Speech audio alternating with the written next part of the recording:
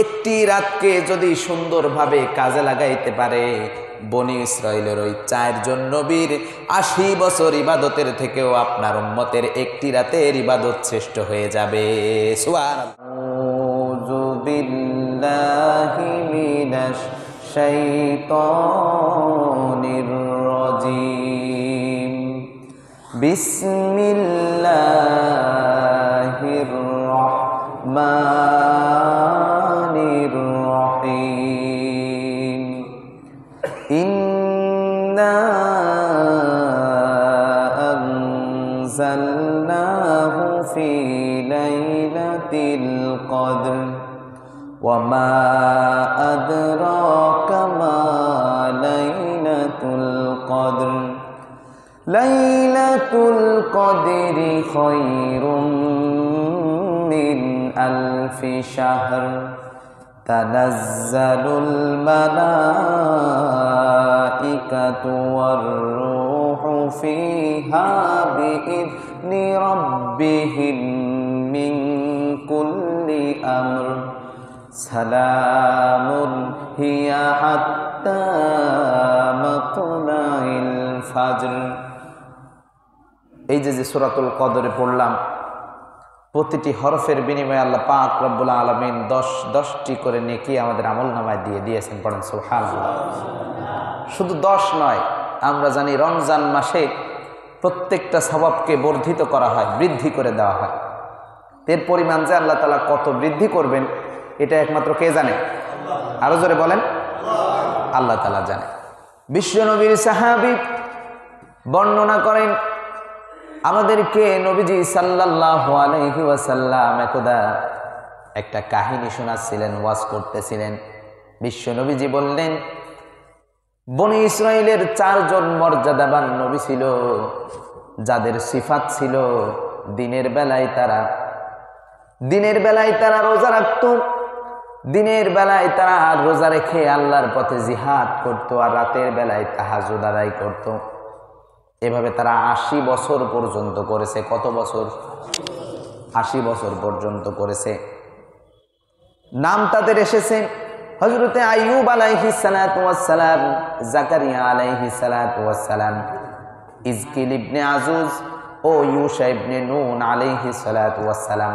এনাদের সম্পর্কে বললেন 80 বছর পর্যন্ত আল্লাহ রাব্বুল আলামিনের ইবাদত এমন ভাবে করেছে, দিনের বেলায় রোজা রেখেছে, রোজা অবস্থায় আল্লাহর পথে জিহাদ করেছে, রাতের বেলায় তারা তাহাজ্জুদের সালাত তারা আদায় করে।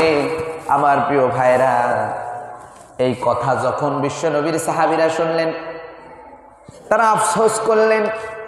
কেননা বিশ্বনবীর সাহাবীরা সব সময় তারা খুঁজতেন কিভাবে আমরা বেশি বেশি আমল করব, কিভাবে আমরা আল্লাহর নৈকট্য অর্জন করব। সব সময় তারা এই কথাটি ভাবতেন।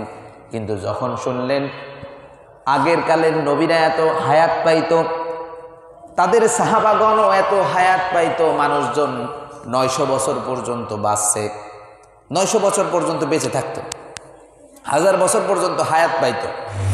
নূহ আলাইহিস সালাতু ওয়াস সালামই প্রায় 950 বছর দাওয়াতি কাজ করছে। আমার প্রিয় ভাইরা, কিন্তু আমাদের গড় আয়ু কত? 60-65, বেশি হলে 70। তখন রাসূল সাল্লাল্লাহু আলাইহি সাল্লামের সাহাবীরা বললেন, ইয়া রাসূলুল্লাহ সাল্লাল্লাহু আলাইহি সাল্লাম, তারা তো এত হায়াত পাইতো, এই জন্য এত ইবাদত করার সুযোগ পাইছে, তাহলে আমরা কি পেছনে পড়ে যাব?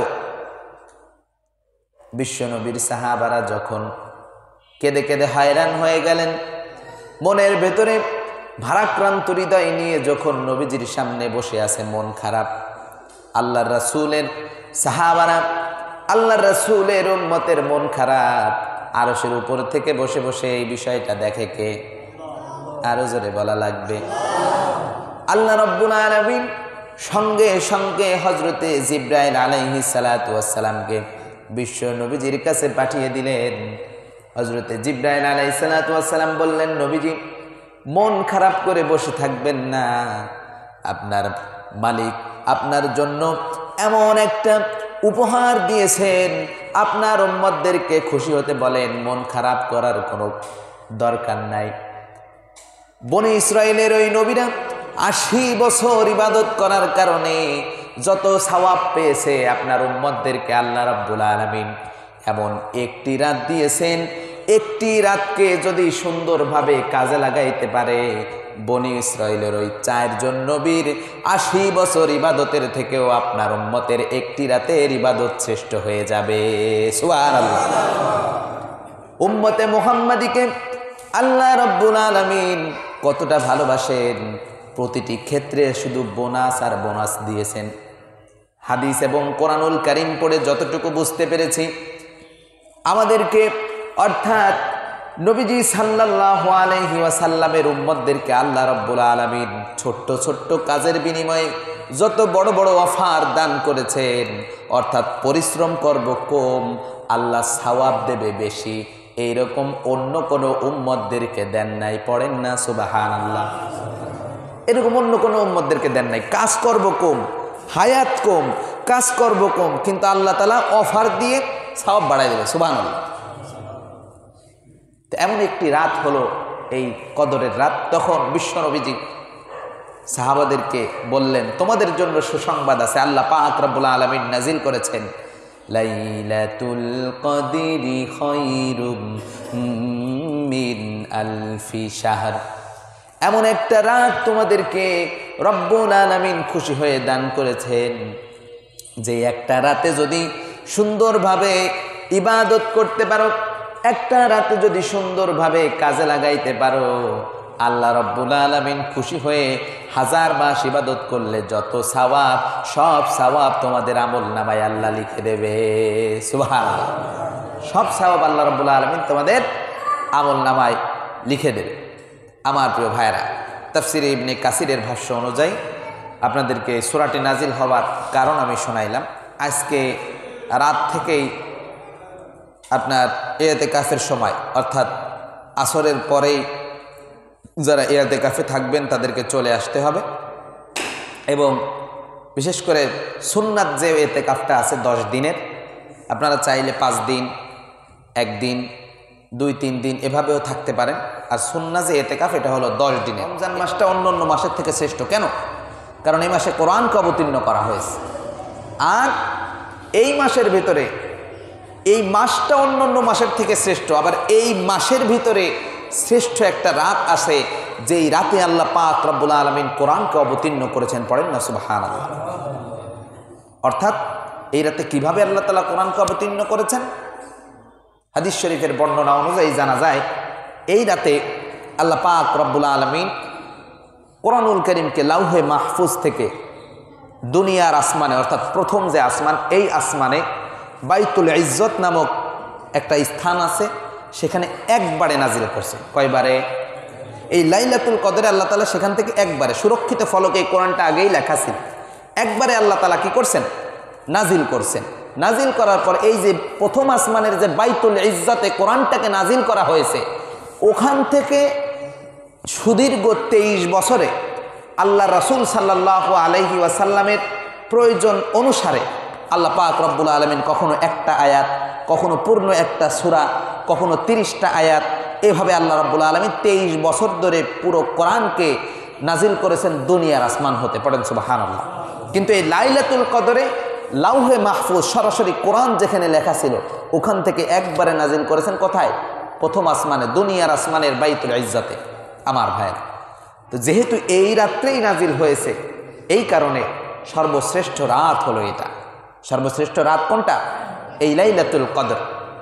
আর এই লাইলাতুল কদর যেহেতু এই শেষ 10 দিনের ভেতরে আছে, এই জন্য এই রমজান মাস সবার থেকে আলাদা হওয়া সত্ত্বেও এই শেষ 10 দিন হলো মুসলমানের জন্য একটা বিশেষ দিন। পড়েন সুবহানাল্লাহ।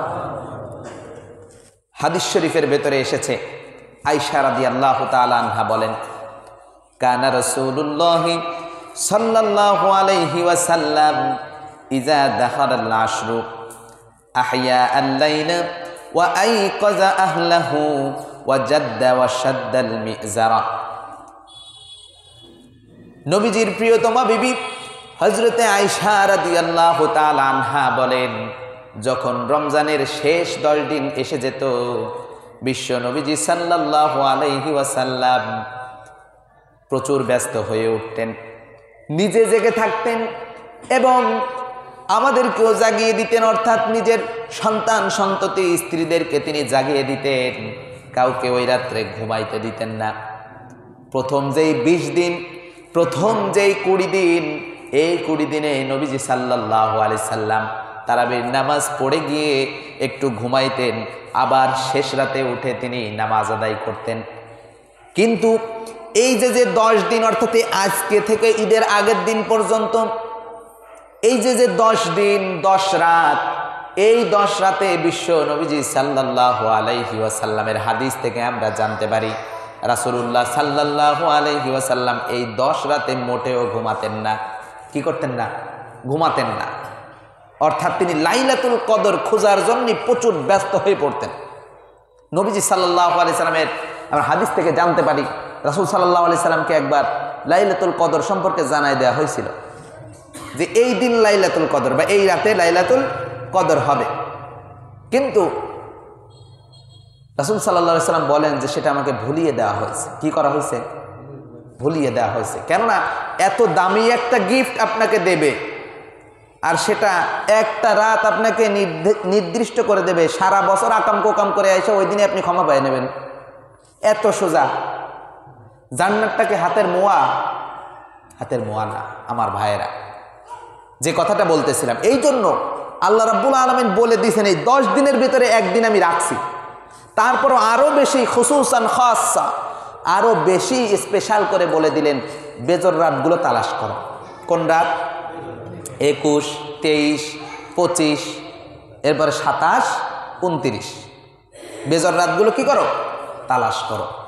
যদি আমরা এই বেজর রাতগুলোতে সুন্দরভাবে বেজর রাতগুলোকে আমরা কাজে লাগাইতে পারি তাহলে আমাদের জীবনটা ধন্য করে দিবেন কে? আরো জোরে বলেন আল্লাহ রাব্বুল আলামিন। আমার ভাইয়েরা, যেই রাতের ব্যাপারে বলা হয়েছে এই রাত যদি কেউ জীবনে পেয়ে যায়, বলা হয়েছে আলফি শাহর, 1000 মাসে হয় 83 বছর 4 মাস। কিন্তু এখানে আরবিতে আলফুন শব্দটা শুধুমাত্র হাজারের জন্য ব্যবহার হয় না, এটা ব্যবহার হয় অনেক বেশি বোঝাইতে, যেই বেশির পরিমাণ শুধুমাত্র একমাত্র আল্লাহ রাব্বুল আলামিন জানেন। পড়েন সুবহানাল্লাহ। এই বেশির পরিমাণ কে জানে? আল্লাহ রাব্বুল আলামিনই জানেন। কত যে আল্লাহ দেবে শেষ নাই। হাদিস শরীফের বর্ণনা অনুযায়ী বিশ্ব নবীজি এই 10 দিনে দানের মাত্রা এত বাড়িয়ে দিতেন, দানের হাতকে এত প্রসারিত করে দিতেন, মনে হইতো যেন বাতাস উঠতেছে, দানের বাতাস বয়ে যেত। অর্থাৎ প্রচুর পরিমাণে দান করার জন্য খাত খুঁজতেন। কি খুঁজতেন? খাত খুঁজতেন যে কোন কোন খাতে আমি দান করব, প্রচুর পরিমাণে। কেননা এই 10 দিনের একদিন যদি লাইলাতুল কদরের বিষয়টা হয়ে যায় তাহলে আপনার ওই একদিনে অবস্থা একদম আপনার কি বলে লাখপতি না কোটিপতি আপনি হয়ে যাবেন। সুবহানাল্লাহ। তো এই জন্য আমরা এই 10 দিনে প্রচুর পরিমাণে দান করার চেষ্টা করব। যে কোনো খাত পাবো, মসজিদ, মাদ্রাসা, ভিক্ষুক, আপনার আল্লাহর পথে যারা আছে তাদেরকে যে কোনো খাত পাবো, 10টা টাকা হলেও আমরা কি করব? দান করব। গতদিন দান করতে বলছি, মসজিদটা মাইনাস করে বাইরে যেয়ে দান করছি। রমজান মাস ভাই, এইরকম মাস কি আর পাবেন?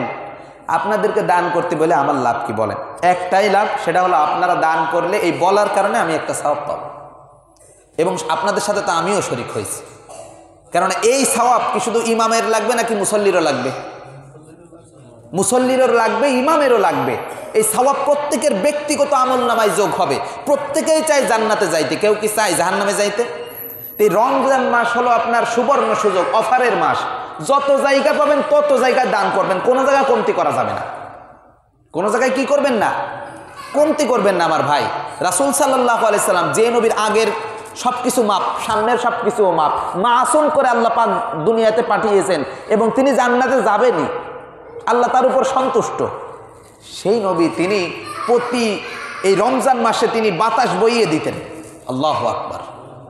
রমজান মাসে তিনি দানের বাতাস বইয়ে দিতেন। বাতাস বলতে বোঝা যাচ্ছে যে বাতাস হইলে যেমনভাবে আপনার যদি জোরে বাতাস হয় তাহলে যতগুলো পাতা থাকে, খড়কুটো থাকে, সব উড়ে যায় না, একের পর এক উড়তেই থাকে। ঠিক রাসূল সাল্লাল্লাহু আলাইহি ওয়াসাল্লাম যতগুলো খাত পাইতেন ততগুলো খাতে তিনি দান করতে থাকতেন। তার কি সওয়াবের কমতি ছিল? কমতি ছিল তার কোনো সওয়াবের? আমাদের হচ্ছে অনেক বেশি সওয়াব হয়ে গেছে, এই জন্য ওই এক জায়গাতে মাইনাস করে আর এক জায়গা দিই। আমার ভাইয়েরা একটু খেয়াল রাখবেন, এই কথাগুলো কেন বলি? আপনাদেরকে সচেতন এই জন্য করতেছি, কারণ আমরা সবাই একসাথে জান্নাতে যেতে চাই। পড়েন আল্লাহুম্মা আমিন। আমরা সবাই একসাথে জান্নাতে থাকতে চাই, আল্লাহ যেন কবুল করে। পড়েন আমিন। আমার ভাইয়েরা, এজন্য এই রমজানুল মুবারকে বেশি বেশি দান সৎকা করা, বেশি বেশি দান করে। দান করা মানে আপনি টাকা দিয়ে দিচ্ছেন না, এই দান করা মানে হলো আপনার অ্যাকাউন্টে আপনি রাখতেছেন, দুনিয়ার কোনো ব্যাংক অ্যাকাউন্ট না, আল্লাহ রাব্বুল আলামিনের কাছে আল্লাহর অ্যাকাউন্টে আপনি রেখে দিচ্ছেন, যেটা আল্লাহ রাব্বুল আলামিন আপনাকে উহুদ পাহাড় পরিমাণ, এত বেশি পরিমাণ সওয়াব দিয়ে পরিপূর্ণ করে দেবে যে সেদিন আপনি খুশি হয়ে যাবেন। সুবহানাল্লাহ। আমার ভাইয়েরা, তো এই লাইলাতুল কদর সম্পর্কে যেটা বলা হয়েছে, আল্লাহ রাব্বুল আলামিন বললেন, ইন্না আনজালনাহু ফি লাইলাতিল কদর। আল্লাহ তাআলা নবীজি সাল্লাল্লাহু আলাইহি সাল্লামকে বলছেন, নবী গো, নিশ্চয় আমি এই কদরের রাতে কোরআনকে অবতীর্ণ করেছি। কদরের রাতে কি অবতীর্ণ করছে? কোরআনকে অবতীর্ণ করছে। এরপরে আল্লাহ বলছেন, ওয়া মা আদরাকা মা লাইলাতুল কদর। ও নবী, আপনি কি জানেন লাইলাতুল কদর কি? লাইলাতুল কদরকে আপনি কি জানেন? অর্থাৎ এর গুরুত্ব এত বেশি, রাসূল আল্লাহ রাব্বুল আলামিন বারবার এক কদরের কথা বলতেছে। আপনি কি জানেন এই কদর কি, কত মর্যাদাবান? আল্লাহ রাব্বুল আলামিন নিজেই বলে দিচ্ছেন, ও নবী শুনে নেন, লাইলাতুল কদরি খায়রুম মিন আলফি শাহর। লাইলাতুল কদরটা হলো এমন একটা মর্যাদাবান রাত, যে রাতে যদি কেউ ইবাদত করে, আমি রব্বুল আলামিন ওই ইবাদতে এত খুশি হয়ে যায়, এতটা বেশি বোনাস আমার বান্দার নামে আমি লিপিবদ্ধ করে দেই। 1000 মাস ইবাদত করলে যত সওয়াব, এক রাতে সেই সওয়াব আমার বান্দাগুলো কামাই করে নিয়ে যায়। পড়েন না সুবহানাল্লাহ। ব্যাখ্যার ভিতরে, তাফসীরের ভিতরে আরো একটা বিষয় এসেছে। বনি ইসরাইলের এক ব্যক্তি সারা রাত ইবাদত করত, দিনভর আল্লাহর দুশমনের বিরুদ্ধে লড়াই করত, এভাবে দীর্ঘ 1000 মাস কাটিয়ে দিল, অর্থাৎ 83 বছরের মতো তিনি কাটিয়ে দিলেন। বনি ইসরাইলের ব্যক্তিরা হায়াত পেত বেশি দিন, ইবাদত করার সুযোগও পেত বেশি। বিশ্বনবীর সাহাবারা যখন বললেন, ওগো নবীজি, তারা হায়াত পেয়েছে বেশি এবং আমল করার সময়ও পাইল বেশি, তাহলে আমরা কি পেছনে পড়ে গেলাম? আল্লাহ রাব্বুল আলামিন বলে, না না, তোরা হলো আমার নবীর উম্মত, বিশ্ব নবীর উম্মত। যেই নবী নবীদের নবী, সেই নবীর উম্মত হলো এর থেকেও দামি। ওরা 83 বছর জিহাদ করে, 83 বছর পর্যন্ত একটানা রোজা রেখে যত সওয়াব পেয়েছে, তোদেরকে আমি এমন একটা রাত দিয়ে দিলাম, ওই রাতকে যদি সুন্দরভাবে তোমরা কাজে লাগাইতে পারো, আমি রব্বুল আলামিন ওই বনি ইসরাইলের ব্যক্তি 83 বছর একটানা আমার ইবাদত করে যত সওয়াব কামাই করেছে, এক রাত্রির ইবাদতের বিনিময়ে আমি উম্মতে মুহাম্মাদিকে তত সওয়াব দান করে দেব। সুবহানাল্লাহ। এতটা মর্যাদা আল্লাহ পাক রব্বুল আলামিন দিয়েছেন। তো এতটা মর্যাদাপূর্ণ যখন রাত, এই রাতকে কি হেলাই খেলাই কাটিয়ে দেওয়া যাবে ভাই? যাবে? এই রাতকে খোঁজার জন্য এই 10 দিনই আমাদের পরিশ্রম করতে হবে। এই রাতকে পাওয়ার সম্ভাবনা সব থেকে বেশি কাদের থাকে জানেন? এই রাতকে সব থেকে বেশি সম্ভাবনাময় ভাবে কাটাইতে পারে কারা জানেন? যারা মসজিদে ইতিকাফে থাকে। কারা? যারা মসজিদে ইতিকাফে থাকে। স্বাভাবিক বাড়িতে অনেক কাজকর্মের কারণে সালাত আদায়ের এবং সুন্দরভাবে জিকির আজগারের সুযোগ হয় না, কিন্তু যারা মসজিদের ভেতরে ইতিকাফে থাকে তাদের এই সুযোগটা সব থেকে বেশি হয়। কেননা তারা যেহেতু এই 10 দিনকে আল্লাহর জন্য কুরবানি করে দিয়েছে, এই 10টা দিন তারা সুন্দরভাবে মসজিদের ভিতরে কাজে লাগায়। আর 10 দিনে যদি ওই একটা লটারি কি কদর, লটারি কি একবার যদি লাইগে যায়, তাহলে কি আল্লাহর জান্নাত তার কাছে। সুবহানাল্লাহ। আমার প্রিয় ভাইরা, কিন্তু এই বিষয়টা আমরা বুঝতে অক্ষম। আমি এই 2 দিন ধরে বলতেছি যে এখানে স্বাভাবিকভাবে ইতিকাফে তো প্রতিবার থাকে, এবার কারা থাকবেন? একটা যুবকের হাত উঠছে আর আরেকজনের হাত উঠছে যিনি 5 দিন থাকবেন। কিন্তু সুন্নাতে ইতিকাফ এটা একটা যুবকের হাত উঠছে, ছেলেটার নাম আদনান। সে উঠে বলছে যে হুজুর আমি থাকবো 10 দিন। কিন্তু তার সঙ্গে তো একজন মুরব্বী লোক থাকার দরকার আছে না? দরকার আছে? আছে। আমার ভাইয়েরা, ইতিকাফের বিষয়ে রাসূল সাল্লাল্লাহু আলাইহি ওয়াসাল্লামের বর্ণনাটা আমি আসতেছি। তার আগে আর একটু কথা বলে নেই।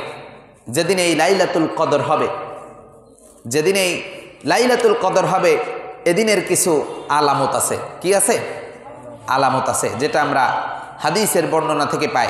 রাসূল সাল্লাল্লাহু আলাইহি ওয়াসাল্লাম বলেছেন যে একবার আমি লাইলাতুল কদরের রাতের সন্ধান পেয়েছিলাম, কিন্তু পরে এটা আমাকে ভুলিয়ে দেওয়া হয়েছে। আর এটা রমজানের শেষ 10 রাতের কোনো এক রাতে, কোনো এক বিজোড় রাতে হয়ে থাকে। রাতটি হয় আকর্ষণীয় ও উজ্জ্বল। ওই রাতের আবহাওয়াটাই বলে দেয় যে এটা কদরের রাত। এরকম আপনারা দেখবেন। এটা আজকেও হইতে পারে, এটা আজকেও হতে পারে, বলা যায় না। ওই রাতটি হয় শয়তানের কলুষিতা মুক্ত। ওই রাতটিতে আল্লাহ রাব্বুল আলামিন আরশের উপর থেকে সাকিনা নাজিল করেন। হাদিস শরীফের বর্ণনা হলো, সিদরাতুল মুনতাহা নামে একটা গাছ আছে, যেটা 7 আসমানের শেষ দিকে, 7 আসমানের একদম শেষ পর্যায়ে। বিশ্বনবীজি বলেন, এই 7 আসমানের শেষ পর্যায়ের যে গাছটা, নাম তার সিদরাতুল মুনতাহা। সিদরাতুল মুনতাহা মানে হলো শেষ প্রান্তের বড়ই গাছ। কি গাছ?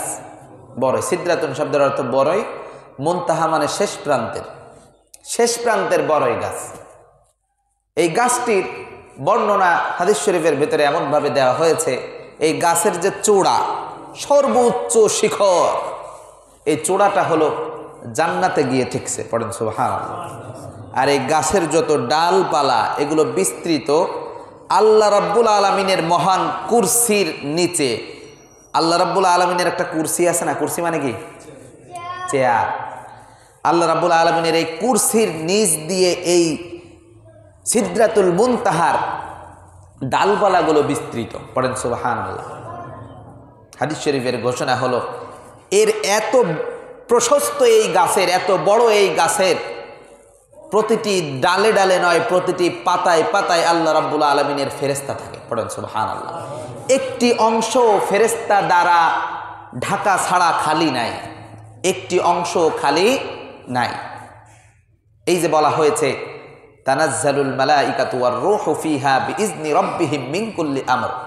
লাইলাতুল কদর যখন চলে আসে, বিশ্বনবীজি বলেন, লাইলাতুল কদর যখন চলে আসে, কোরআনুল কারীমের বর্ণনা, তানাজ্জালুল মালাইকাতু ওয়ার রূহু ফিহা বিইজনি রাব্বিহিম মিন কুল্লি আমর।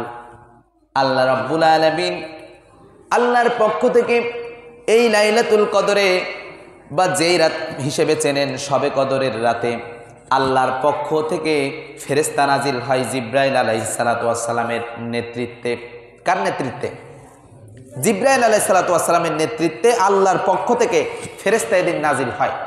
বলা হয়েছে, এদিন সাধারণ কোনো স্থান থেকে ফেরেশতা নাজিল হয় না। ওই যে সিদরাতুল মুনতাহার বর্ণনা দেওয়া হয়েছিল, সিদরাতুল মুনতাহার যে বর্ণনা দেওয়া হয়েছিল যে গাছের একটা পাতা পর্যন্ত ফাঁকা নাই, এত অসংখ্য ফেরেশতা, এবং ওই গাছের মাঝখানে হলো হযরত জিবরাইল আলাইহিস সালামের আসন। পড়েন সুবহানাল্লাহ। জিবরাইল আলাইহিস সালাতু ওয়াস সালাম ফেরেশতাদের নেতা। আপনারা জানেন এটা? ফেরেশতাদের নেতাকে হযরত জিবরাইল আমিন আলাইহিস সালাতু ওয়াস সালাম।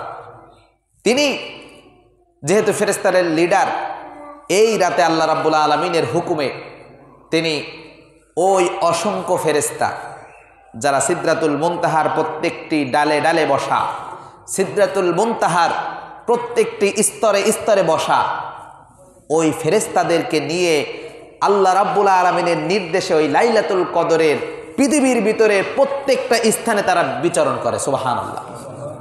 শুধুমাত্র কয়েকটা জায়গা ব্যতীত, শুধুমাত্র কয়েকটা জায়গা ব্যতীত। সেই জায়গাটা কোথায়? সেই জায়গাটা হলো কোনো অগ্নি উপাসকের ঘরে ফেরেশতারা যায় না। যে ঘরে ছবি টানানো আছে, বাপমার, মৃত বাপমার আদর করে ছবি রাখে না, ওই ঘরের ভেতরে ফেরেশতা যায় না। কোনো বিড়িখোরের কাছে ফেরেশতা যায় না, যাদের মুখে বিড়ির গন্ধ আছে।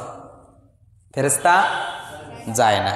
যেই ঘরে ধূমপান করা হয়, বিড়ি খাওয়া হয়, ওই ঘরে ফেরেশতা, এই লাইলাতুল কদরের ফেরেশতাও যায় না।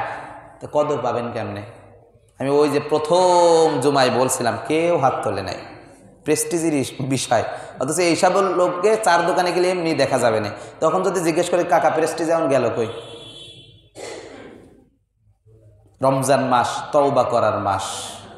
রমজান মাস ওসিলায় যদি একটা গুনাহকে ছেড়ে দিতেন, আল্লাহ রাব্বুল আলামিন খুশি হয়ে যদি আল্লাহ আপনার নামে একটা জান্নাত রেজিস্ট্রি করে দিত, ক্ষতি হয়ে যেত? যাইতো না। তো শুনে রাখেন, যেই রমজান মাসে পুরো পৃথিবী জুড়ে ফেরেশতা নাজিল হয়, ওই রমজান মাসেও ধূমপায়ীর কাছে ফেরেশতা। এবার বিড়ি খান কায়দা মতো, লাইলাতুল কদরও পাবেন না, কিছু পাবেন না, খান কায়দা মতো বিড়ি। আমার ভাইয়েরা, খুব কষ্ট নিয়ে কথাগুলো বলতেছি। মলমূত্র ত্যাগের স্থানসমূহে ফেরেশতা যায় না। যে ঘরে মূর্তি আছে ফেরেশতা যায় না। যে ঘরে ছবি টানানো আছে, বাপ মা হোক, হাজব্যান্ড ওয়াইফের হোক, যে কোনো ধরনের পশু পাখির ছবি বা মানুষের ছবি টানানো আছে, আপনার ওয়ালমেটে দেওয়া আছে, ফেরেশতা যায় না। আর অন্য অন্য সব স্থানে আল্লাহর ফেরেশতা দিয়ে নিযুক্ত রাখেন, সবগুলো রহমতের ফেরেশতা, সুবহানাল্লাহ পড়ে। এবং এই রাতে আরও একটা আশ্চর্যজনক তথ্য হলো, এই রাতে ফেরেশতাদের লিডার হযরত জিবরাইল আলাইহিস সালাতু ওয়াস সালাম এই রাতের ভেতরে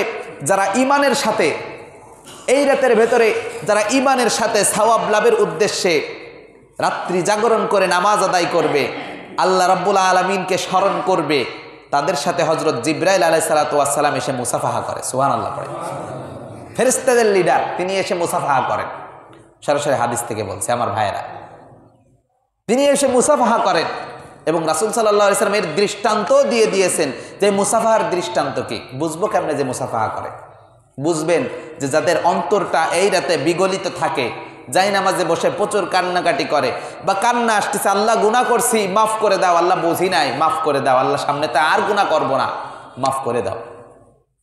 যাদের অন্তরটা এভাবে বিগলিত হয়ে যাবে, নিজের পাপের জন্য অনুশোচনা আসবে, প্রচুর পরিমাণে কান্নাকাটি করতে ইচ্ছা করবে, ইভেন কান্নাকাটি করেও ফেলবে, বুঝবেন ওটা জিবরাইল আমিন আলাইহিস সালাতু ওয়াস সালামের পরশের কারণে হচ্ছে, সুবহানাল্লাহ পড়েন। রাসূল সাল্লাল্লাহু আলাইহি সাল্লাম বলেছেন, আমার ভাইয়েরা, এত ফজিলতপূর্ণ রাত, এই রাতকে আমরা বাড়ি বসে শুধু শুধু কাটিয়ে দিব? আমাদের এলাকার পক্ষ থেকে যদি কোনো ব্যক্তি মসজিদে না থাকে, তাহলে তো আমরা ধ্বংসের সম্মুখীন। এজন্য আপনারাই ঠিক করেন কি করবেন।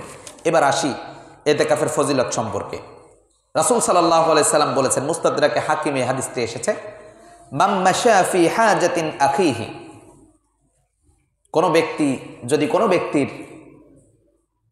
কোনো ভাইয়ের প্রয়োজনকে মিটিয়ে দিতে সামনে এগোয়। একজন ভাইয়ের 2000 টাকা প্রয়োজন, এই মুহূর্তে আমি তাকে কর্জে হাসানা বা উত্তম একটা ঋণ প্রদান করলাম, এই যে এগিয়ে যাওয়া। কিংবা একজন ব্যক্তি একটা ভারী বোঝা উঁচু করতে পারতেছে না, আমি এগিয়ে গেলাম, কি করলাম? এগিয়ে গেলাম এবং তাকে ওই ভারী বোঝা তার পিঠে উঠাইতে আমি সহযোগিতা করলাম, কিংবা আমি কিছুদিন নিয়ে দিলাম। এই যে গেলাম, আল্লাহ রাসূল সাল্লাল্লাহু আলাইহি ওয়াসাল্লাম বলেছেন, কানা খায়রাল লাহু মিন ইতিকাফিহি 10 সিনিন, 10 বছর ইবাদত করার, 10 বছর ইতিকাফ করার থেকেও এই কাজটা সব থেকে উত্তম। পড়েন সুবহানাল্লাহ। এবার রাসূল সাল্লাল্লাহু আলাইহি সাল্লাম বলেছেন, তোমরা হয়তো ভাবতে পারো যে ইতিকাফটা কি জিনিস। রাসূল সাল্লাল্লাহু আলাইহি সাল্লাম আমাদেরকে জানিয়ে দিলেন, ওয়া মান ইতাকাফা ইয়াওমান, যে ব্যক্তি একদিন ইতিকাফ করবে, কয়দিন? একদিন ইতিকাফ করবে, ইবতিগা ওয়াজহিল্লাহি, আল্লাহর সন্তুষ্টি পাওয়ার জন্য একদিন যদি কোনো ব্যক্তি ইতিকাফ করে, জাআলাল্লাহু বাইনাহু ওয়া বাইনান নারি সালাসা খানাদিক, আল্লাহ রাব্বুল আলামিন ওই ব্যক্তি এবং জাহান্নামের ভেতরে, আবারও শোনেন, যে ব্যক্তি একদিন আল্লাহর সন্তুষ্টির জন্য ইতিকাফ করবে, আল্লাহ রাব্বুল আলামিন ওই ব্যক্তি এবং জাহান্নামের ভিতরে সালাসা খানাদিক, 4টা খন্দক পরিমাণ, 3টা খন্দক পরিমাণ আল্লাহ রাব্বুল আলামিন দূরত্ব সৃষ্টি করে দিবেন। খন্দক কি? খন্দক মানে হলো পরীক্ষা। আপনারা জানেন খন্দকের যুদ্ধ হয়েছিল, পরীক্ষা। এই পরীক্ষার দূরত্ব কত? এই পরীক্ষা বা এই গর্ত বা এই ক্যানালের দূরত্ব কত? এই দূরত্ব হলো রাসূল সাল্লাল্লাহু আলাইহি ওয়াসাল্লাম বলছেন, কুল্লু খন্দাকিন আবআদু মিম্মা বাইনা খাফিকাইন। আমার প্রিয় ভাইরা, প্রত্যেকটা খন্দকের দূরত্ব বা প্রত্যেকটা ক্যানালের দূরত্ব বা প্রত্যেকটা এই পরীক্ষার দূরত্ব হলো পৃথিবীর এক প্রান্ত থেকে অপর প্রান্ত পর্যন্ত। সুবহানাল্লাহ পড়ে। দুনিয়ার এক মাথা হতে অপর মাথা পর্যন্ত এক একটা দূরত্ব যদি হয়, এত দূরে যদি আপনারে আল্লাহ জাহান্নাম থেকে সরায় নেয়, আপনি কি জাহান্নামে যাবেন? যাবেন? যাবেন না। এটা একদিনের বিনিময়।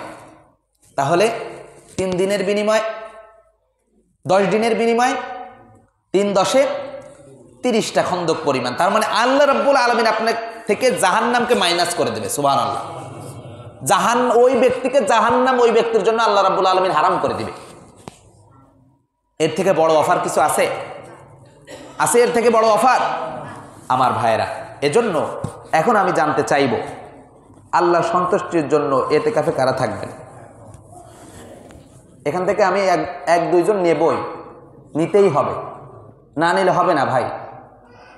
একটা ছেলে আছে, আদনান আছে, আদনান দাঁড়াও, চেহারাটা দেখে নেন। ক্লাস 10-এ পড়ে ছেলেটা। কিসে পড়ে? ক্লাস 10-এ পড়ে। প্রথম একদিন বলছি যে ইতিকাফের এই ফজিলাত, সে থাকার জন্য রাজি হয়ে গেছে। কিন্তু একটা মুরব্বী লোক এই পর্যন্ত আমি পাইলাম না যারা এই 10 দিন ইতিকাফের জন্য রাজি হয়েছে। বসো, একজন চাই, একজন মুরব্বী লোক।